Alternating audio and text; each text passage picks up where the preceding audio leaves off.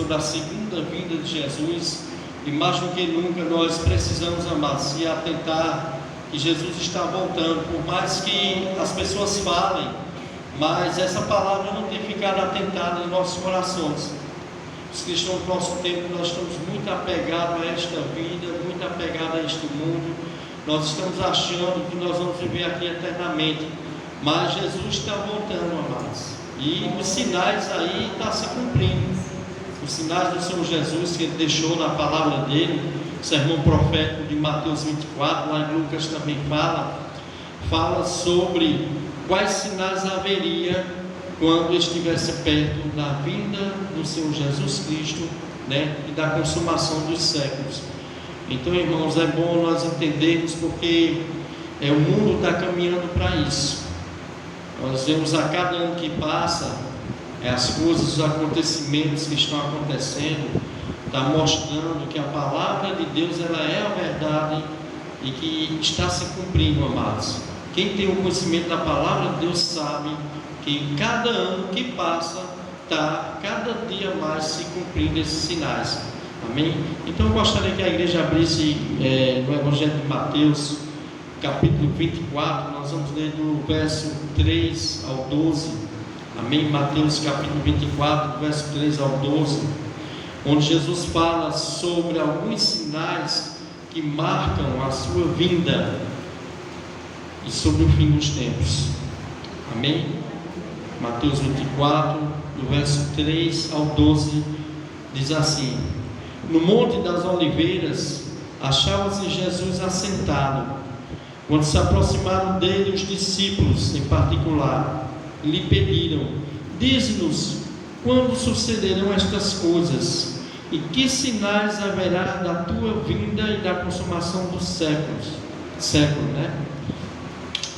E ele lhe respondeu: Vede que ninguém vos engane, porque virão muitos em meu nome dizendo: Eu sou o Cristo, e enganarão a muitos. E certamente ouvireis falar de guerra e rumores de guerras.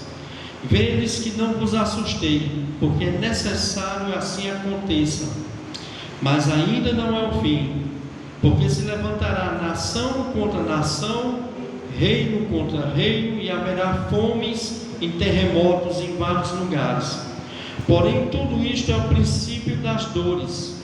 Então sereis atribulados e vos matarão, sereis odiados de todas as nações por causa do meu nome. Neste tempo muitos hão de se escandalizar, trair e odiar uns aos outros. Levantar-se-ão muitos falsos profetas e enganarão a muitos. E por se multiplicar a iniquidade, o amor se esfriará de quase todos. Aquele, porém, que perseverar até o fim, esse será salvo. E será pregado este evangelho do reino por todo o mundo, para testemunho a todas as nações. Então virá o fim. Vamos orar, queridos. Eu queria que você pedisse a Deus, que Deus pudesse estar, o Espírito Santo de Deus pudesse estar abrindo a sua mente, iluminando a sua mente, para que as palavras que forem ditas aqui possa haver compreensão no seu coração, no seu entendimento. Que Deus possa estar abrindo a tua mente, a nossa mente, para que a gente possa mais compreender a palavra de Deus, pois esta palavra é espiritual, amados, e ela tem que se discernir espiritualmente. Então que Deus possa estar abrindo nossas mentes, nossos pensamentos, e que você possa estar compreendendo o que Deus quer falar com cada um de nós aqui, para a glória e louvor do nome dele. Senhor maravilhoso Deus, eterno Deus e Pai, meu Deus, obrigado por tudo que foi realizado aqui, Deus, nesta tarde de domingo, primeiro dia da semana, onde estamos aqui, Senhor, com a igreja reunida, Senhor, para te adorar, prestar um culto a ti, Deus. E eu desde já, Senhor, louvo a vida pela vida de cada irmão, de cada irmã que aqui se encontra, Senhor. E neste momento, Deus, eu quero te pedir, em nome do Senhor Jesus Cristo, abre os nossos entendimentos, Senhor. Abre a nossa mente, abre a revelação da tua palavra que já está revelada, Senhor. Que o teu Santo Espírito possa estar trazendo a iluminação na nossa mente, para que a gente possa compreender e aplicar esta palavra na nossa vida. Nos ajuda, Senhor. Repreende qualquer espírito contrário, Senhor. Repreende qualquer distração. Repreende qualquer pensamento fora daqui da Tua palavra. Esta é a nossa oração, em nome do Teu Filho amado, Jesus Cristo. Amém. Igreja, Mateus capítulo 24, é conhecido como o sermão profético do monte, o Monte das Oliveiras. E esse texto aqui, amados, na realidade ele está falando sobre o ensino, ou doutrina, que a palavra doutrina significa ensino, dos últimos tempos, a doutrina das últimas coisas. É um sermão profético, amados, futuro do que vai acontecer. Nós sabemos, amados, que o próximo evento que a igreja está aguardando agora é o arrebatamento da igreja. Nós já estamos, amados, nesse evento de aguardar o arrebatamento da igreja, quando o Senhor Jesus virá nos ares para buscar o seu povo, como fala em 1 Tessalonicenses capítulo 4, onde os mortos ressuscitarão e nós que estivermos vivos iremos ser arrebatados juntamente com eles e seremos transformados e estaremos com o nosso Senhor para a glória do céu, no céu, entre nuvens, onde haverá alguns eventos. Mas esse texto aqui, amados, ele é um sermão escatológico, que é a doutrina das últimas coisas, dos últimos tempos, um sermão profético. O capítulo 24 e 25 de Mateus, formam o que nós conhecemos como o Monte das Oliveiras, o sermão do Monte das Oliveiras. Tanto o capítulo 24 como o 25 fala sobre isso, o sermão do Monte das Oliveiras, porque foi pronunciado nesse local este sermão, e ele é inteiramente profético. Ele aponta para o período da grande tribulação, da segunda vinda de Cristo. Então, mas nesse sermão Jesus está respondendo duas coisas aos seus discípulos. Primeira pergunta de Jesus, para nós entendermos, vamos ler o verso 1, 2 e o 3, amém? Diz assim: tendo Jesus saído do templo, ia se retirando, quando se aproximaram dele os seus discípulos, para lhe mostrar as construções do templo. E ele, porém, lhe disse: não vedes tudo isto? Em verdade vos digo que não ficará aqui pedra sobre pedra que não seja derribada. Então, no Monte das Oliveiras achava-se Jesus assentado, quando se aproximou deles os discípulos, em particular, e lhe pediram, dizendo: quando sucederão estas coisas? Primeira pergunta dos discípulos, amados, que eles estavam muito interessados, é saber quando iria acontecer a destruição do templo de Jerusalém. A primeira pergunta dos discípulos aqui nesse sermão é isso. Eles estavam curiosos, porque eles estavam admirando a arquitetura do templo, aquela beleza, um templo grande, bonito. E Jesus ali falou algo a eles que perturbaram eles. Jesus disse: vede tudo isto?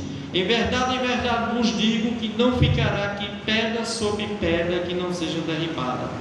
Jesus estava aqui, amados, profetizando a queda tanto de Jerusalém como do templo pelo Império Romano.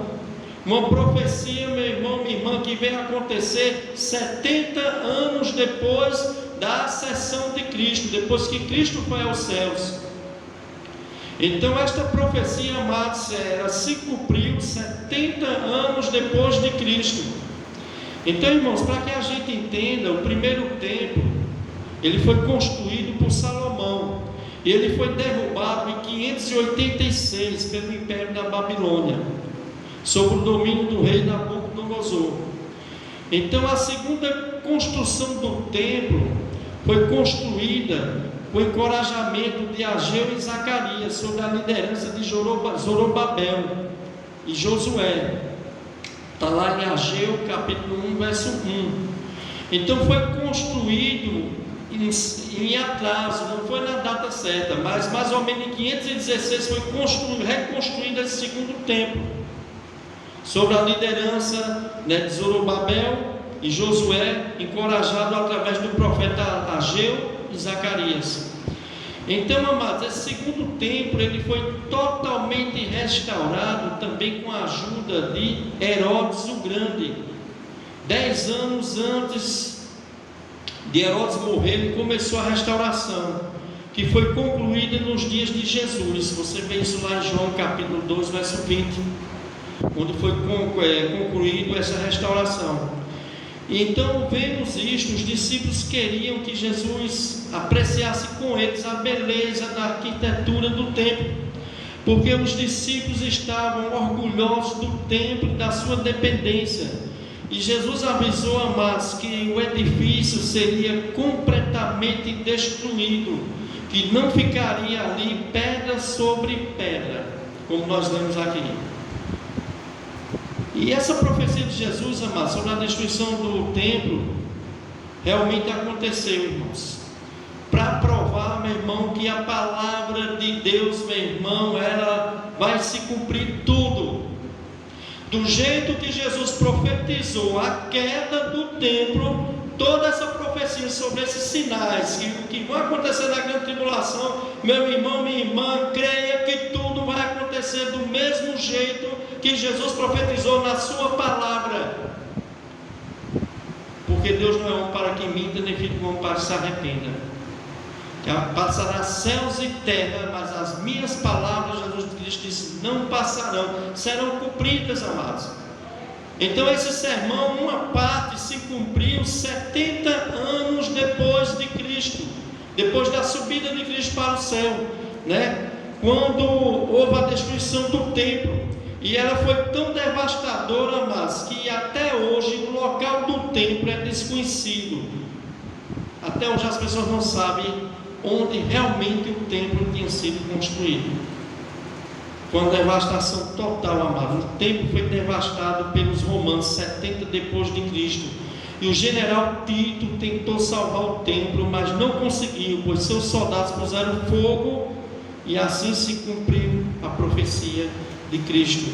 Meus irmãos, olha, essa destruição ela foi tão, o fogo derreteu a decoração de ouro, né? O metal foi derretido e correu entre as pedras, e para alcançar esses metais, os ouros, né? Os soldados romanos precisaram remover pedra por pedra, juntamente como o Senhor Jesus havia profetizado, para tirar o ouro e os metais que ali foram derretidos e entraram no meio das pedras, né? Então foi tirado uma por uma das pedras. Então, amado, o Senhor profetizou esse julgamento e foi executado 70 anos depois de Cristo, quando os romanos sob a liderança general Tito, né, pelos judeus, por não aceitar Jesus como seu Messias, né? Jesus foi como Messias, ungido de Deus. Eles sempre resistiram. Haveria esta profecia que iria haver um julgamento sobre aquele povo, como na realidade houve, amados. O Império Romano invadiu Jerusalém, destruiu toda a cidade e o templo foi queimado a fogo.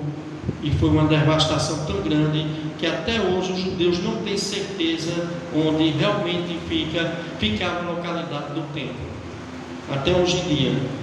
Então essa foi a primeira pergunta dos discípulos. E a segunda pergunta dos discípulos a Jesus foi: que sinal ocorreria, ou que sinal haveria da segunda vinda de Jesus e do fim do tempo, ou do fim, que muitos dizem fim do mundo, né? Sem conhecer que não vai haver esse fim, né?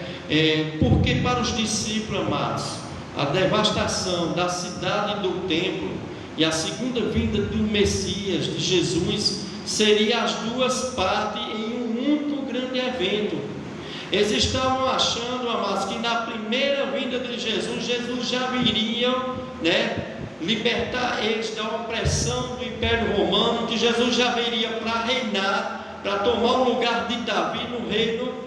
Só que não era bem assim, amados, porque isso vai acontecer na segunda vinda de Cristo, não na sua primeira. Na primeira vinda, Jesus veio salvar os homens dos seus pecados.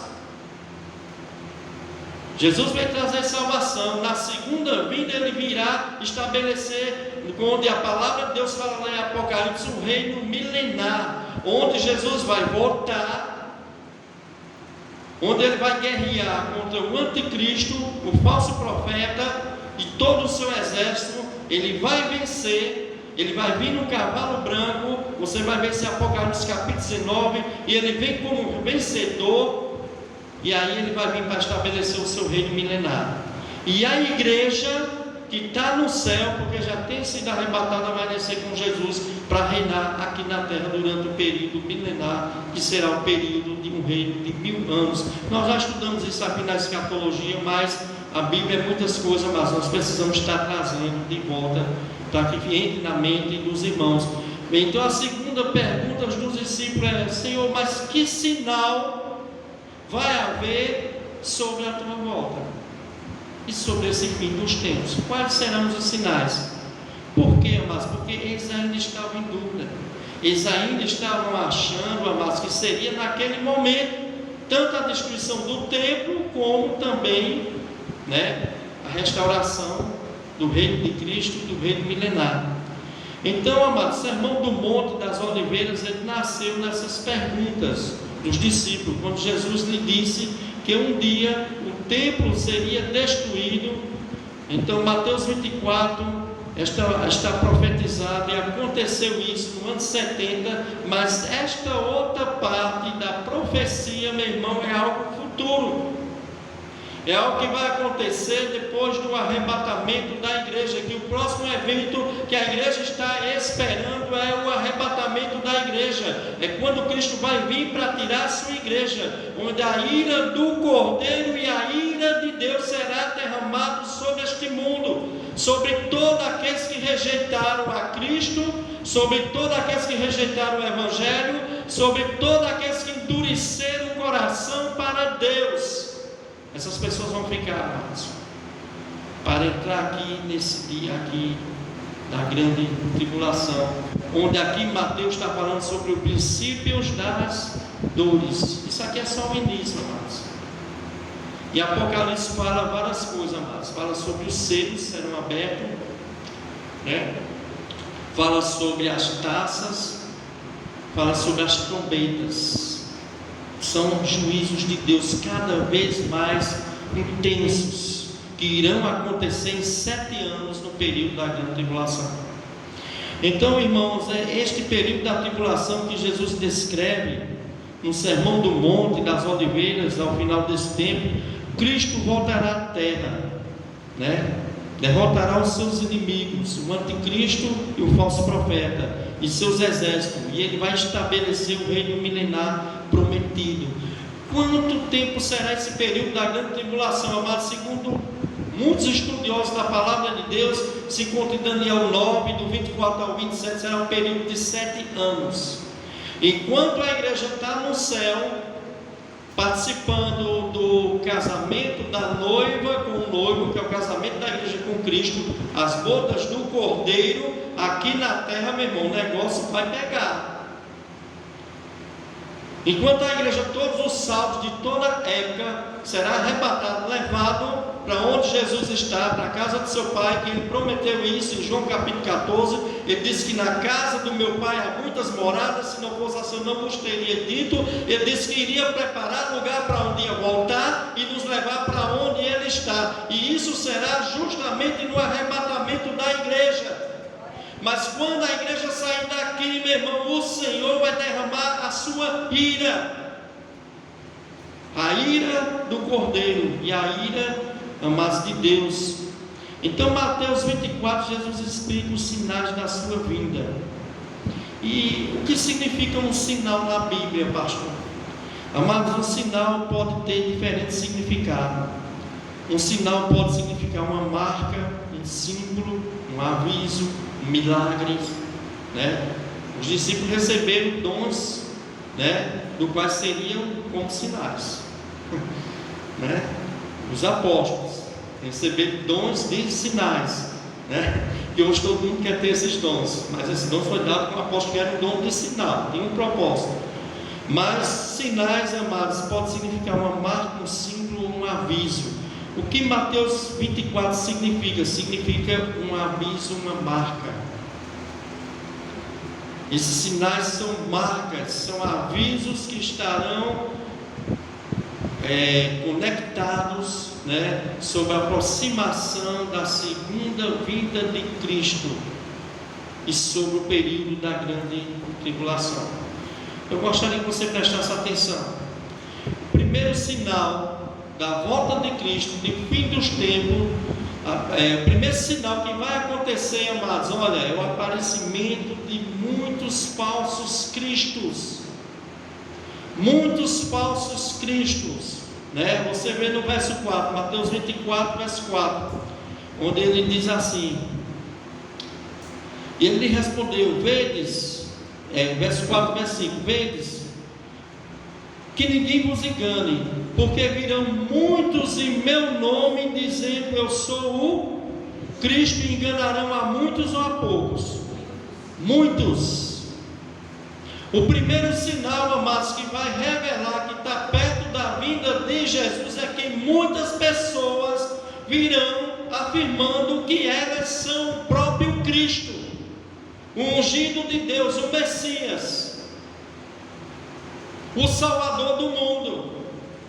Muitos virão, amados, e eu vou dizer a você, muitos já vieram, e eu vou mostrar aqui, através da história.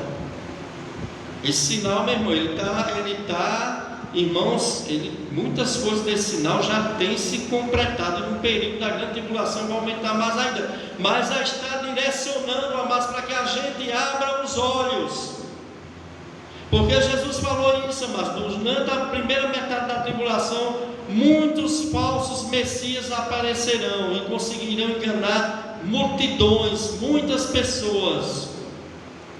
Amados, em várias ocasiões os judeus já foram desviados do caminho da verdade por falsos profetas e falsos cristos, ao decorrer da história.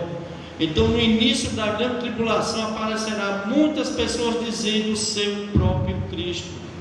E eles, amados, dirão: eu sou o Cristo, eu sou o Messias, eu sou o ungido de Deus, eu sou a salvação ungida por Deus.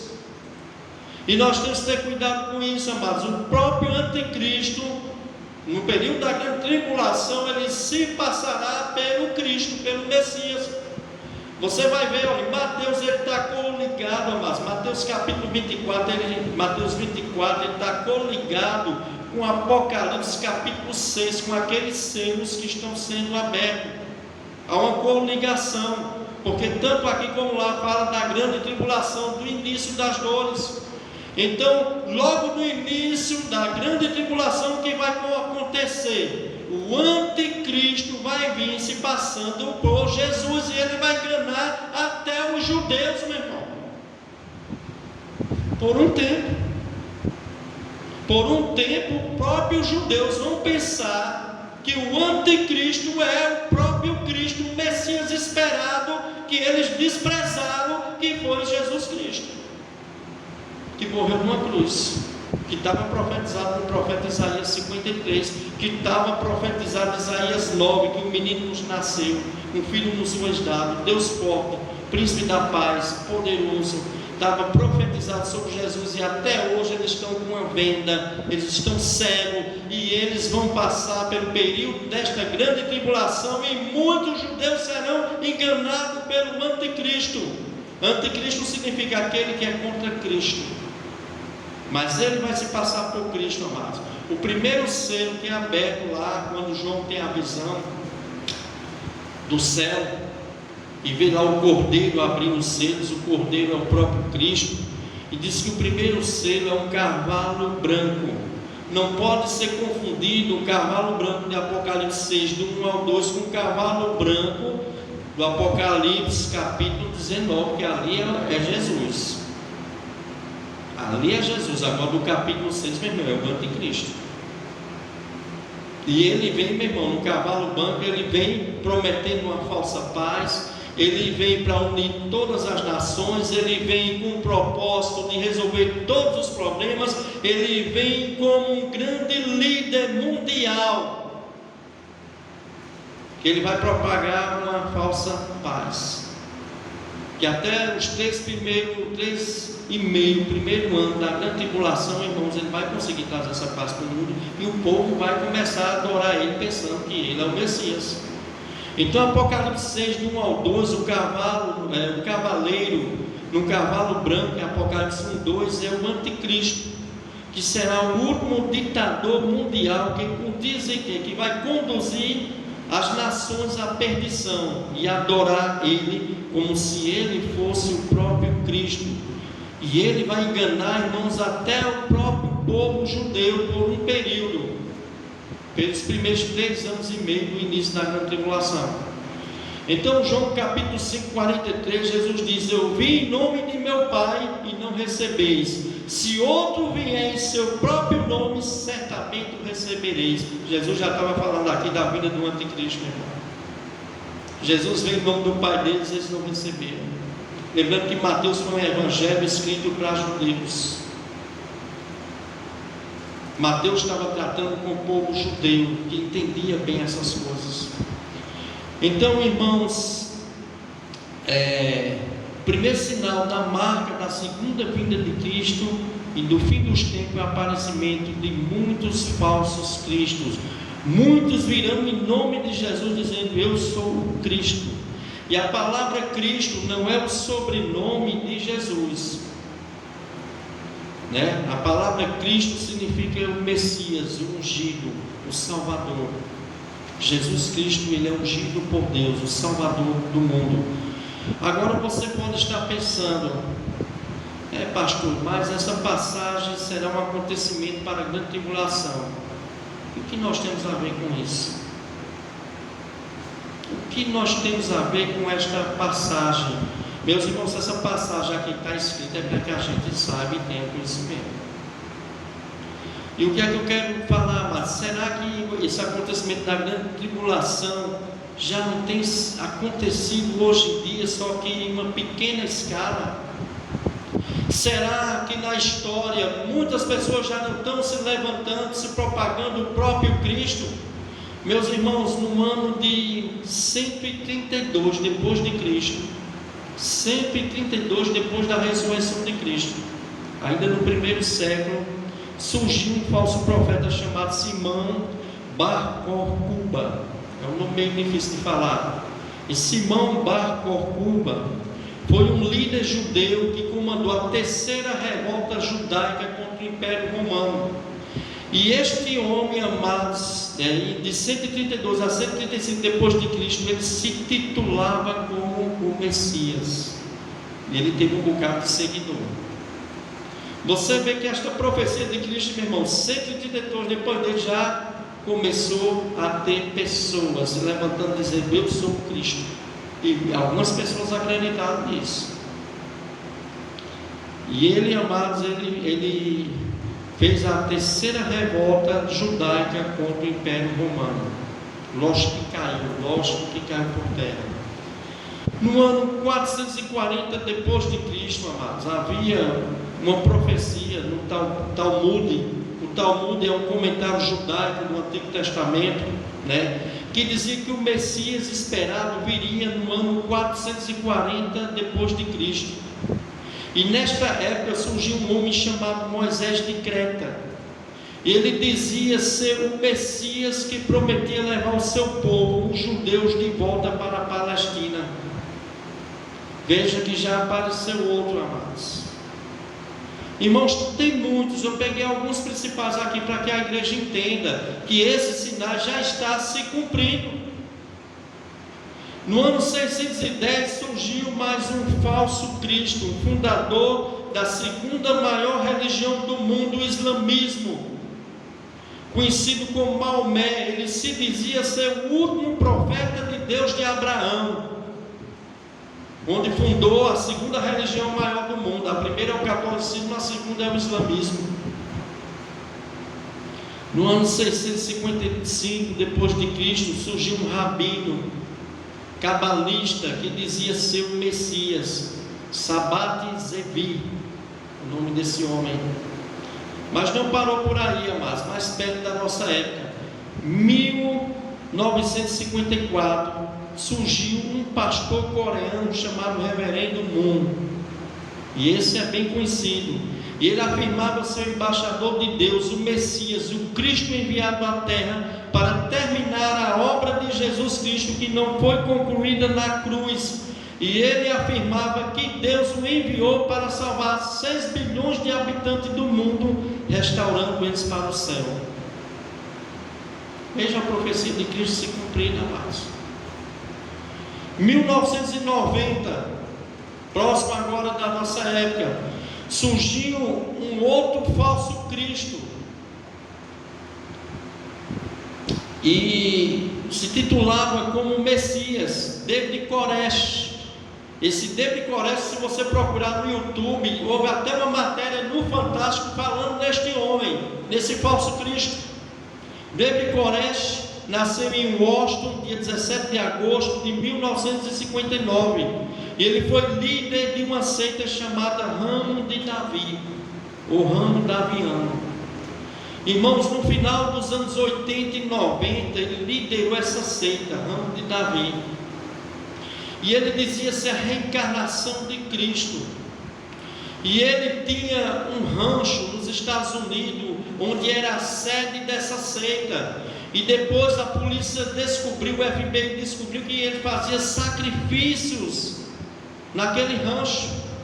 Sacrifícios, amados. Lá dentro, o FBI cercou o local. E ele com seus discípulos passaram 2 meses cercados pela polícia. E essa matéria passou, amados, na época no Fantástico. E foi notória, mas no mundo todo. Então, amados, o que foi que aconteceu? Quando David Koresh viu que não tinha mais jeito, sabe o que ele fez? Colocou fogo no rancho inteiro, com todo mundo dentro, e matou, queimou vivos quase 100 pessoas que eram discípulos deles, inclusive ele. Como foi que ele conseguiu convencer essas pessoas para que elas fossem queimadas com ele no rancho? Amado, ele convenceu as pessoas a se matarem, dizendo que aqueles que fossem fiéis a ele, o Messias, depois de queimar-se, renasceria do fogo como uma fênix, com o corpo glorificado. E esse homem enganou quase 100 pessoas, meu. Esse homem se titulava Reencarnação de Cristo. Veja como as profecias bíblicas, mas elas se cumprem. Meus irmãos, ele tinha bastante seguidores, quase 100 pessoas. E em 1986 surgiu outro homem, amados, um homem chamado Luiz Miranda, fundador da igreja Crescendo em Graça. E, irmão, uma igreja neopentecostal. Ela não era pentecostal, era neopentecostal. E ela Crescendo em Graça. Essa igreja já existia, algumas dessas igrejas aqui, inclusive no Brasil, principalmente no Rio de Janeiro. Existiam muitas dessas igrejas Crescendo em Graça. Ele comprou um canal de televisão nos Estados Unidos e tinha um programa de televisão. Depois de algum tempo ele começou a ensinar heresias. E ele afirmava, mas ser a própria reencarnação de Jesus Cristo. E ele ensinou seus discípulos a tatuar o seu corpo com o número 666, dizendo que era o número dos eleitos de Deus. Não sei se tem ainda esta matéria no YouTube, mas você pode ver, pesquisar. As pessoas tatuando, irmãos, as testas e as mãos com o número 666. Porque este homem ensinava que lá em Apocalipse diz que a marca do anticristo, embora que não é claro que seja esse número, nós vamos estudar isso na escatologia, mas no entendimento dele, esse número 666 era a marca dos eleitos de Deus. E as pessoas se convenceram, amados, e as pessoas tatuaram seu corpo com o número 666. E ele tinha bastante seguidores, amados, principalmente homossexuais, porque ele não pregava contra o pecado. Essa Crescendo em Graça, a graça que ele pregava era uma graça falsificada. É aquela graça que na realidade é uma desgraça. É uma graça que não santifica, é uma graça que não muda, é uma graça que não faz um homem um novo homem, mas é uma graça onde eles usavam a palavra graça para dar, amados, para dar uma libertinagem para o pecado. E então a igreja era repleta de homossexuais, a igreja crescendo em graça. E amados, ele tinha bastante seguidores, e ele profetizou que ele seria transformado pela sua forma glorificada e julgaria o mundo para estabelecer o reino de Deus. E ele marcou uma data, mas chegou o dia marcado, nada aconteceu. Esse homem sumiu durante 2 meses. José Luiz Miranda sumiu, ninguém viu mais ele.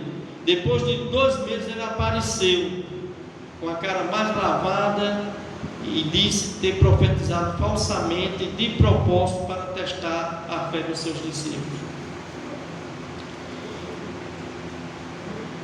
No ano seguinte, amados, em 2013, ele adoeceu, foi internado com estado avançado de cirrose e morreu. Nos Estados Unidos, depois da sua morte, o movimento dele caiu muito, mas ainda ele tem bastante seguidores.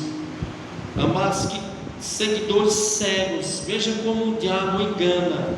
Esses seguidores deles diz que vê o espírito dele, o espírito dele aparece a eles e diz que ele vai ressuscitar. Desde 2013 esse homem não ressuscitou, até agora não ressuscitou, é um falso Cristo.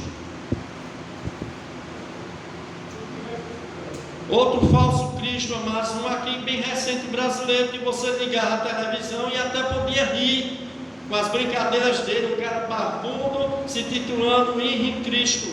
Já apareceu na Globo, na SBT e alguns programas de televisão,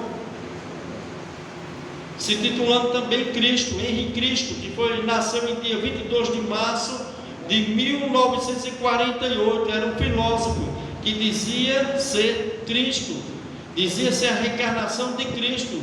E como eu já falei aqui, meu irmão, a Globo e a SBT davam bastante audiência para este homem. Ele ia lá dizer que ele era um Cristo, ia lá com os pessoal lá com a roupa toda branca, falava um monte de bobagem. E por incrível que pareça, amados, muitas pessoas acreditaram nele. Muitas pessoas, amados. Ele comprou em Brasília uma terra e fez um sítio em Brasília. E ele disse que Brasília é a capital do reino do pai dele. E ele tem alguns seguidores que acreditam nisso. Isso aqui, meu irmão, eu cortei um monte de pessoas na história do mundo que já tem se titulado como Cristo. Na África apareceu um camarada lá que estava fazendo curas, milagres e dizendo que ele era Cristo, que ele era o Cristo. Muitas pessoas estavam seguindo este homem. Então, meus irmãos, nós vemos aqui o primeiro sinal. Esse sinal, meu irmão, só vai acontecer na grande tribulação, com certeza, com mais frequência, principalmente com o advento do anticristo, porque o anticristo ele vai se propagar o próprio Cristo.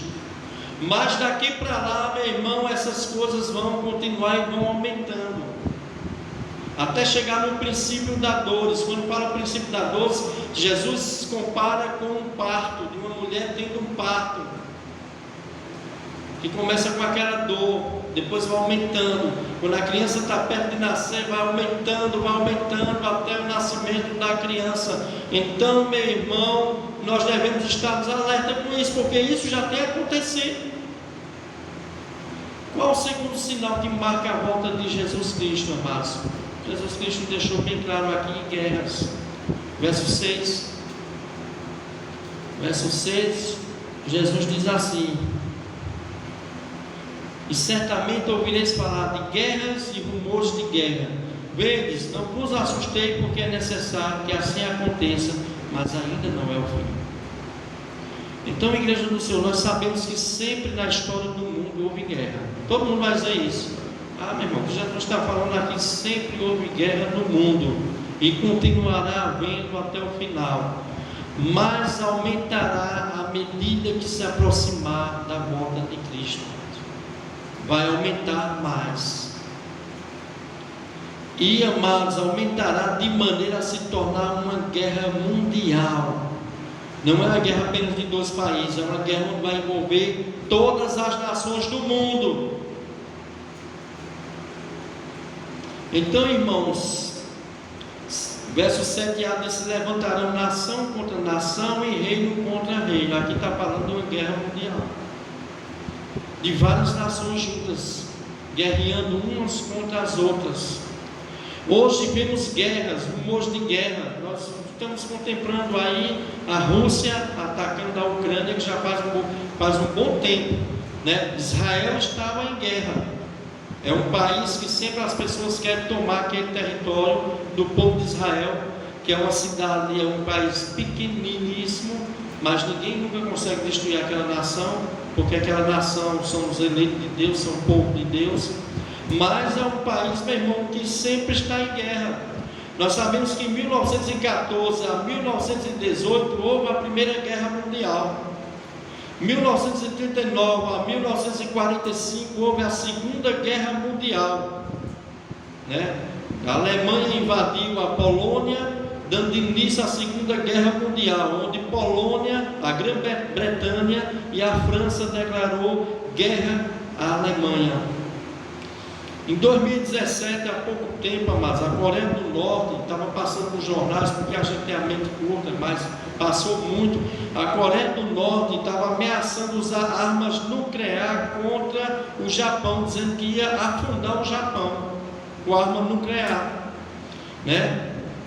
E ameaçou reduzir os Estados Unidos à cinza, à escuridão. Uma guerra onde poderia ter envolvido outros países como Rússia e China, mas ainda não houve.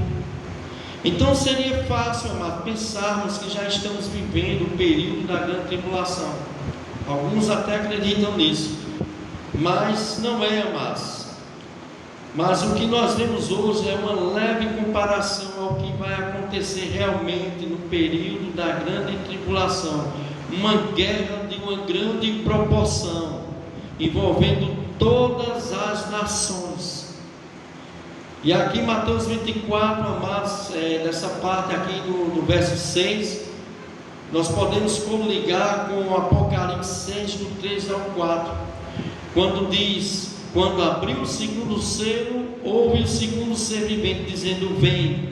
E saiu outro cavalo, vermelho, e ao seu cavaleiro foi-lhe dado tirar a paz da terra, para que os homens se matassem uns aos outros. Também lhe foi dado uma grande espada. Meu irmão, quando a gente estuda a escatologia, nós sabemos que o cavalo vermelho, né, a sua aparência vermelha se refere a sangue, fala do holocausto, da guerra. Deus concederá a esse cavalo e ao seu cavaleiro o poder de criar guerra mundial aqui neste mundo, na grande tribulação. E o que é que vai acontecer, amados? Depois que acontecer guerras, vai acontecer o terceiro sinal, que será, que marca a vinda de Cristo: fome. Guerra e fome andam juntos. Guerra e fome andam juntos. Verso 7, Mateus 24, verso 7, diz: porquanto se levantará nação contra nação, reino contra reino, e haverá fomes e terremotos em vários lugares. Meus irmãos, haverá uma grande fome mundial. Por causa de quê? Das guerras, destruição, terremotos.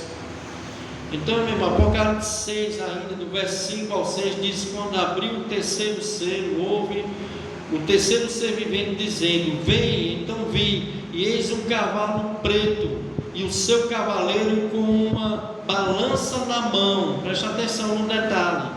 O detalhe da palavra faz toda a diferença. O cavaleiro preto, e esse cavaleiro trazia uma balança na mão. E ouvi uma como que voz no meio dos outros seres viventes, dizendo: uma medida de trigo por um denário, 3 medidas de cevada por um denário, e não danifica o azeite e o vinho. Meu irmão, um cavalo preto de Apocalipse 6, do 5 ao 6, é fome.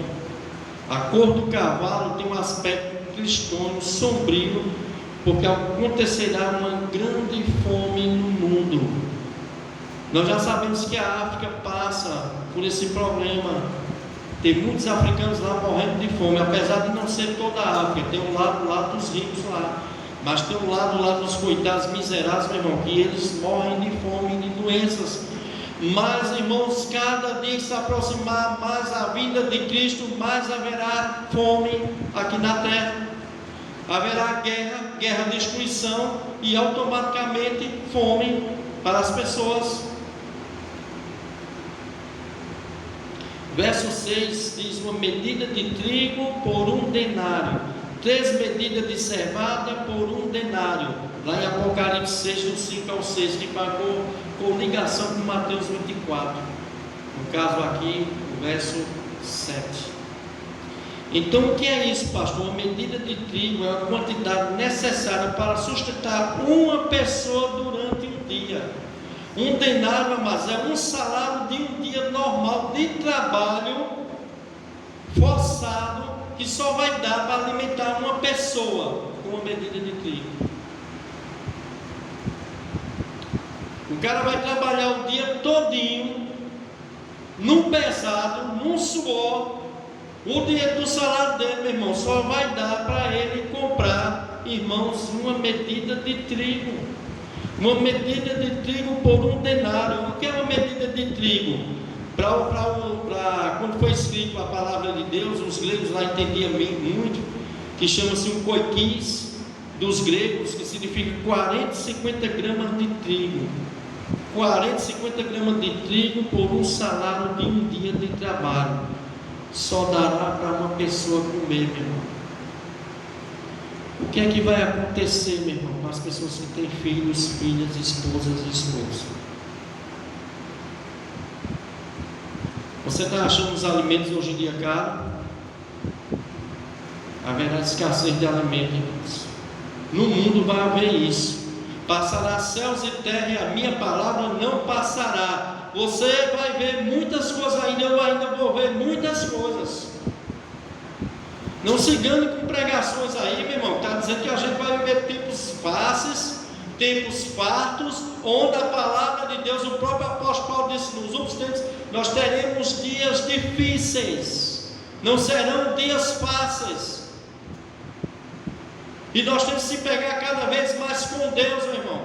E a nossa confiança tem que estar em Deus, porque nenhum político aqui na face da terra, por mais boa intenção que ele tenha, ele vai conseguir dar jeito aqui a este mundo. Meu irmão, nós estamos esperando aqui, louvado seja o nome do Senhor, porque nós cremos que a igreja não passará pela grande tribulação, embora tenha algumas igrejas que creem que vai passar, né? Boa sorte para elas, que elas passem, mas eu creio e tem respaldo bíblico profundos que a igreja do Senhor não passará por esse período da grande tribulação, que há uma diferença da grande tribulação e das tribulações que nós passamos.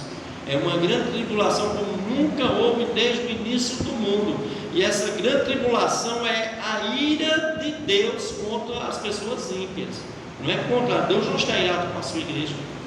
É a ira do Cordeiro. Cristo está irado com a sua igreja, do qual ele pagou seu sangue precioso para nos salvar. Então, irmãos, haverá escassez de alimento, e o alimento, amados, vai subir bastante de preço. E também fala de 3 medidas de cevada por 1 denário.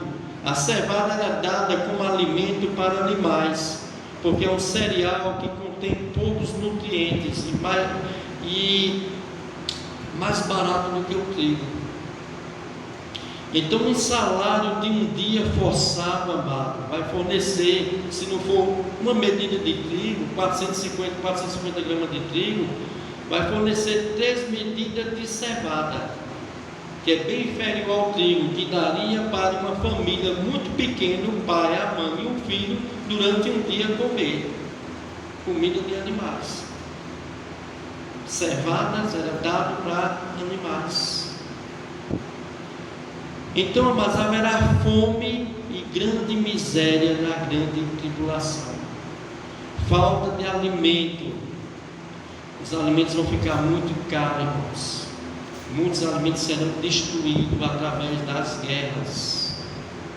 Então, irmãos, haverá também muita morte. Onde há falta de alimento, onde há guerra, há o quê? Morte. Morte, irmãos, né? E Mateus 24,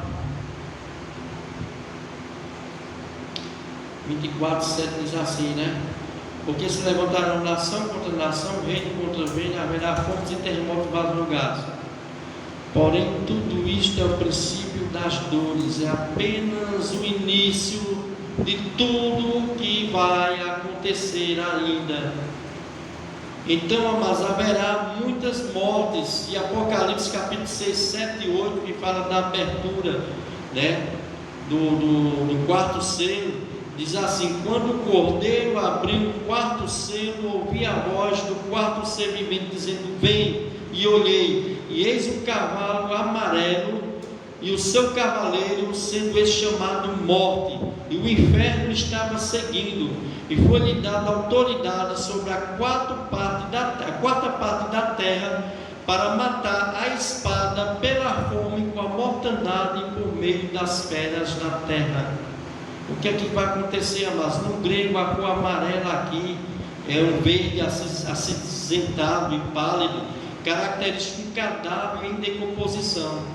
Deus concederá a este cavalo, a esse cavaleiro, a autoridade de causar morte, que será a quarta parte da terra será morta pela espada. Espada aqui significa guerra, e fome, mortandade, e também por meio de feras da terra, porque os animais vão ficar famintos, vai faltar comida também para eles.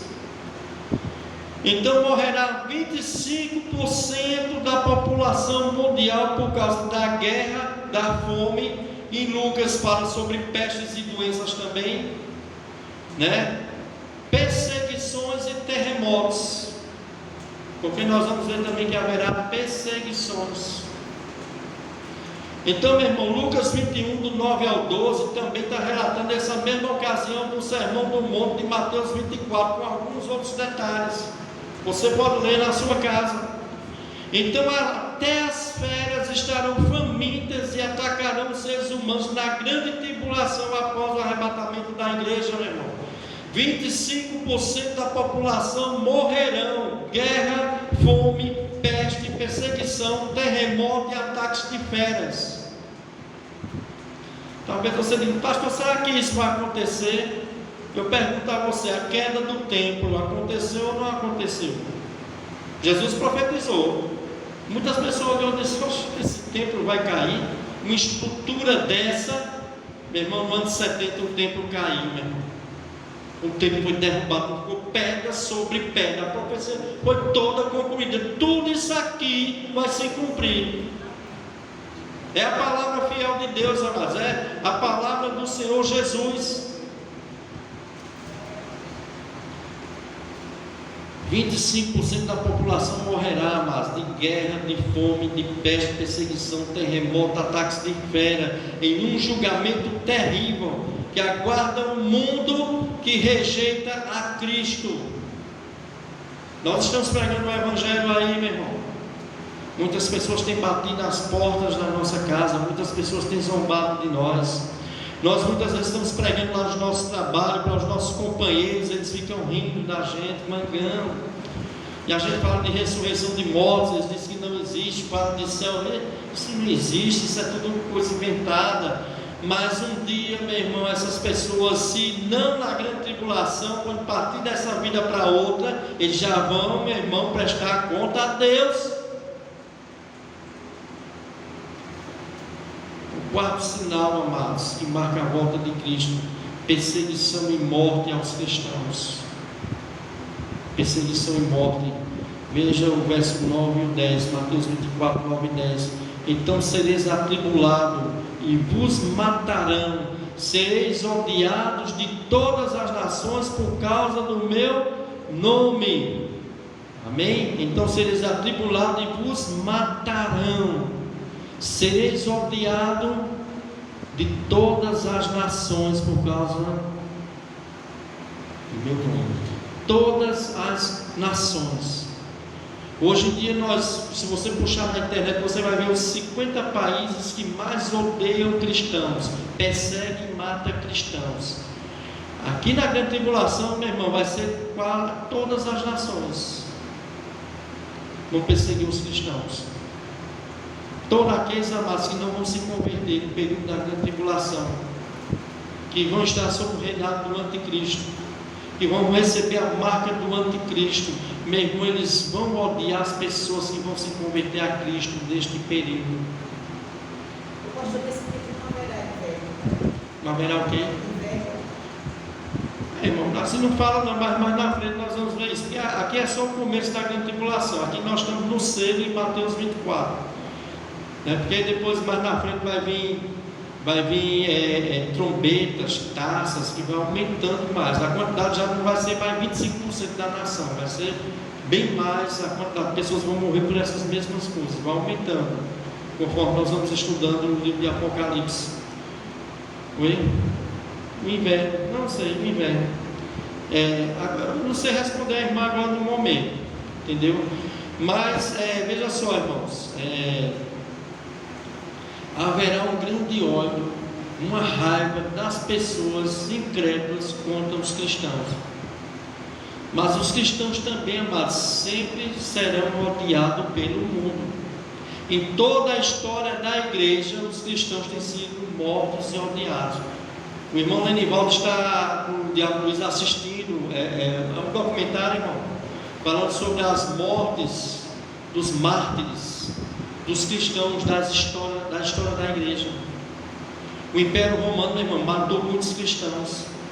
Os imperadores, meu irmão, eles colocavam os cristãos para lutar com animais, com leões, e eles eram comidos vivos pelos animais, eram queimados vivos, eram amarrados em postes, queimados vivos, como Nero fez, para iluminar o seu campo. Então, amados, este ódio pelos cristãos, meu irmão, mudou alguma coisa? O mundo incrédulo ainda nos odeia, meu irmão. Jesus Cristo disse que o mundo nos odeia, porque nós não somos deste mundo. Uma jornalista da Globo News, meu irmão, eu estava assistindo uma reportagem, ela já está ali incentivando o Estado. Nós estamos sendo governados pelo governo socialista agora, e eu vou explicar sobre isso.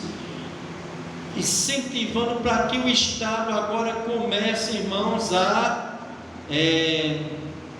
começar a controlar as igrejas, começar, a fiscalizar pastores, igrejas, cristãos.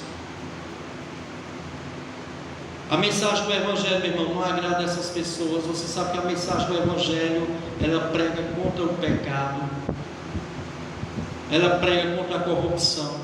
A mensagem do Evangelho prega contra a injustiça, e as pessoas não gostam de ouvir esse tipo de mensagem.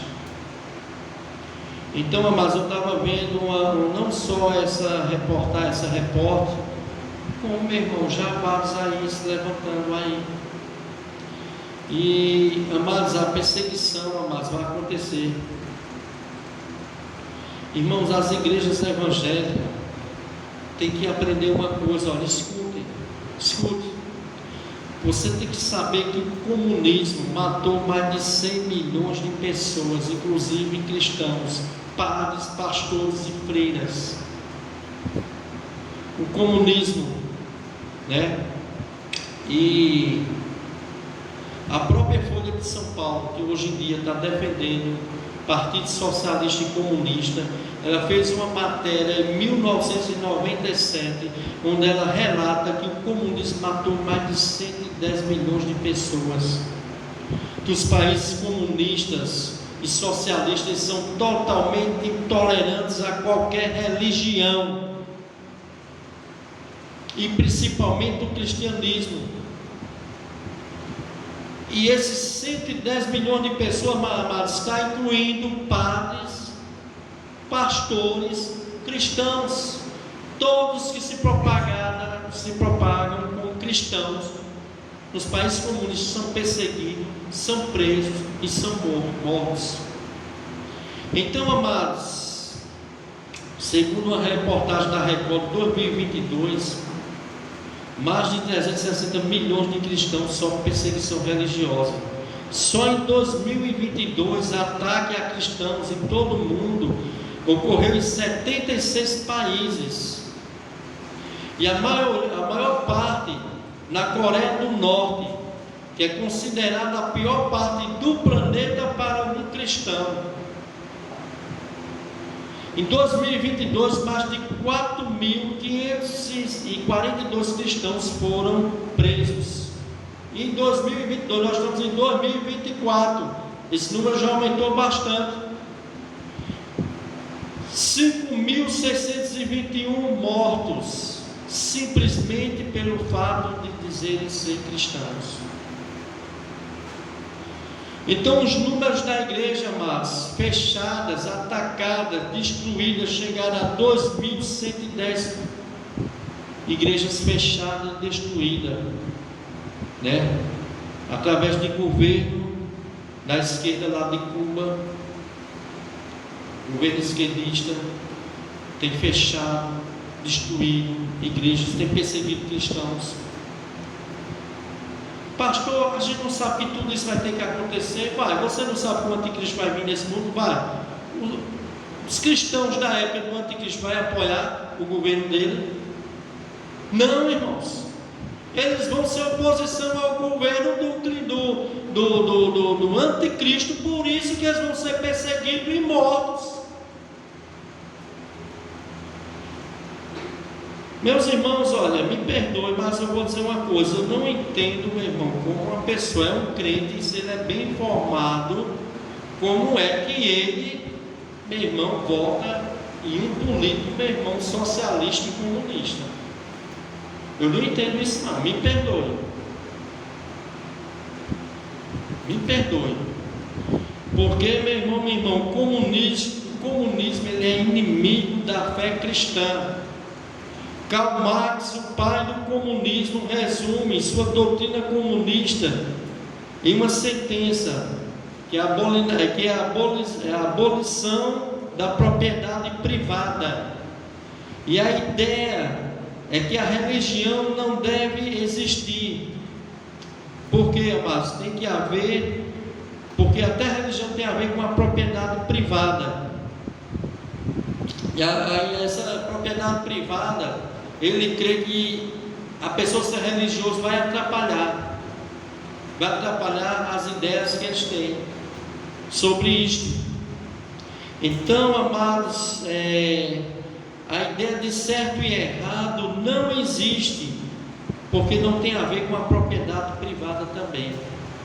Como também a família não deve existir, tem que haver, tudo isso tem que haver, que a história defende sobre a propriedade privada.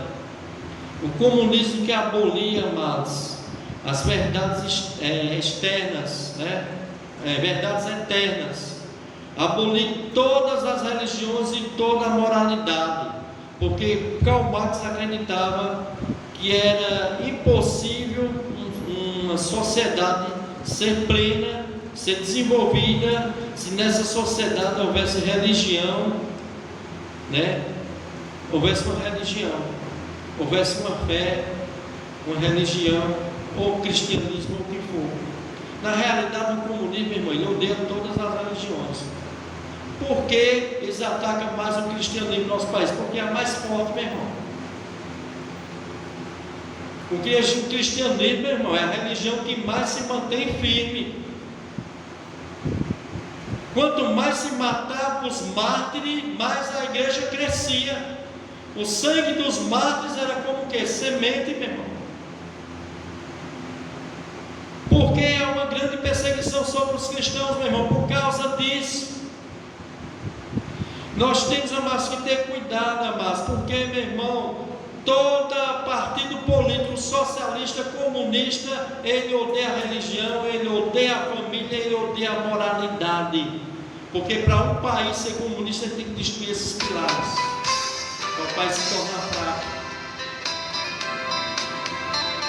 Mas a gente vê, meus irmãos, muitas vezes, irmãos, cristãos sem entendimento, meu irmão. A gente vai falar, eles acham que a gente está querendo dizer, ó, vote em fulano. Não, meu irmão. Ore a Deus, peça a Deus discernimento.